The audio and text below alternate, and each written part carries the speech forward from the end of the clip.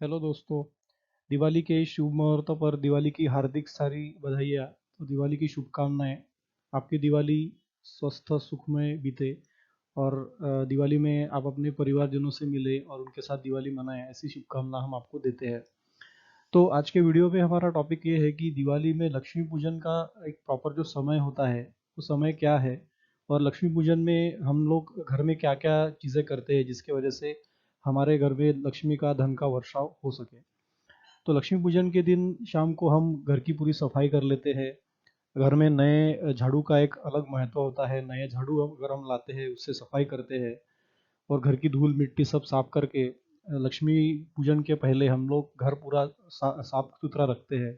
तो इसमें लक्ष्मी का आगमन होता है, धन कुबेर की वर्षा होती है। और वो समय जो होता है वो एक शुभ गुणों से ये होता है, सुशोभित हो जाता है। तो ये सब करने के बाद में लक्ष्मी जी की पूजा करने से पहले कोई मुहूर्त होता है, उस मुहूर्त के बारे में हम जानेंगे।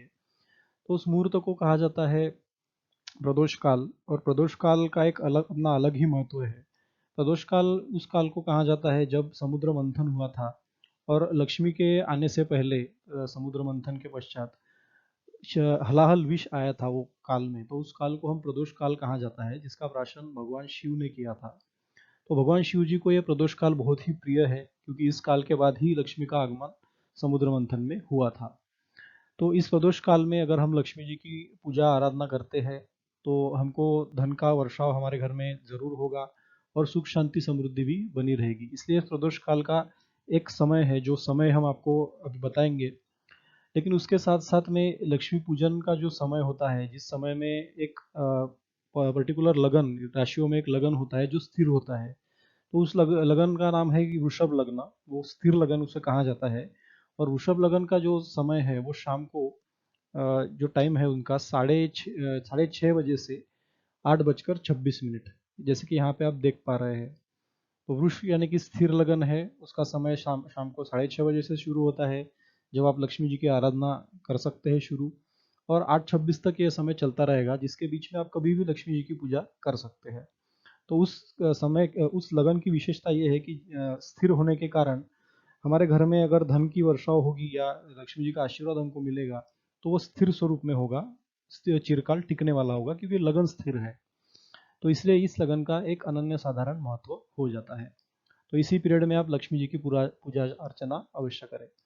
उसके बाद में दूसरा स्थिर लग्न है सिंह लग्न। वो आ रहा है रात को 12:57 से सुबह के 3:13 में। वो समय एक्चुअली, ये समय इस रात को पूजा हम नहीं करते।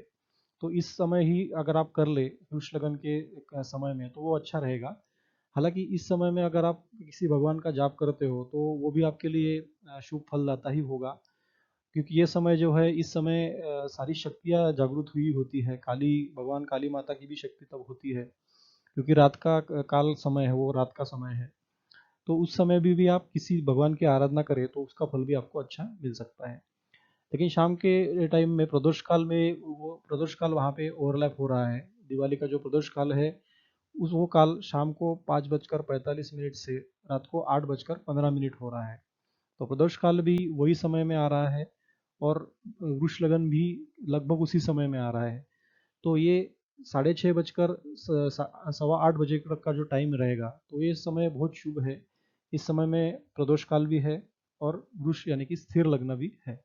तो इस समय में भगवान महालक्ष्मी की पूजा आपको अवश्य करनी चाहिए। तो ये 4 नवंबर का हमने काल जान लिया। तो जैसे कि हमने महालक्ष्मी जी की पूजन का एक जो अवधि है उसको हम देख लिया। अब बात करेंगे कि कौन से मंत्र का हम जाप करें तो उससे महालक्ष्मी जी की कृपा हम पर बनी रहेगी, या तो धन कुबेर या जो भगवान धन्वंतरी है उनकी कृपा हम पर बनी रहेगी। तो सबसे पहले लक्ष्मी बीज मंत्र का जाप करें। ओम ह्रीं श्रीं लक्ष्मी भयो नमः। दूसरा महालक्ष्मी का मंत्र है ओम ह्रीं श्रीं कमले कमलालये प्रसीद प्रसीद ओम ह्रीं श्रीं श्री महालक्ष्मी नमः। और तीसरा लक्ष्मी जी का गायत्री मंत्र है, वो है ओम श्री महालक्ष्मी च विद्महे विष्णुपत्ने च धीमहि तन्नो लक्ष्मी प्रचोदयात। तो ये 3 मंत्रों का आप पूजा के दरमियान जाप अवश्य करें, जिससे कि आपको महालक्ष्मी जी की पूजा का लाभ मिले। और उसके बाद जैसे कि हमने कहा कि जो लाही होती है या बताशे होते हैं या पंचामृत होता है, उसका प्रसाद चढ़ाने ये बहुत शुभ शुभ माना जाता है महालक्ष्मी को। और साथ ही साथ में आपके घर में जो सोने के बर्तन है, चांदी के बर्तन है, जो भी धन लक्ष्मी आपके घर में है, उसकी पूजा भी आप उसके साथ में कर सकते हैं। दूसरी बात यह है कि महालक्ष्मी जी की मूर्ति जो है वो कभी खड़ी हुई मूर्ति नहीं होनी चाहिए, क्योंकि खड़ी हुई मूर्ति का मतलब ये होता है कि महालक्ष्मी अभी जाने को तैयार है। अगर आप महालक्ष्मी जी की बैठी हुई मूर्ति का पूजन करते हैं, तो वो भी एक शुभ संकेत होता है कि जिसके कारण महालक्ष्मी हमारे घर में स्थिर काल यानी कि चिरकाल हमारे घर में रह सके। तो ये बेसिक बातें आज हमने देखी कि महालक्ष्मी जी की पूजा करते समय किन बातों का ध्यान हमें रखना चाहिए, कौन सा मुहूर्त है और कौन से मंत्रों का जाप हमें करना चाहिए। तो आशा करते हैं वीडियो आपको अच्छा लगेगा और इसका आपको दिवाली में ज़रूर फ़ायदा होगा, जो आज शाम को ही दिवाली है 4 नवंबर को।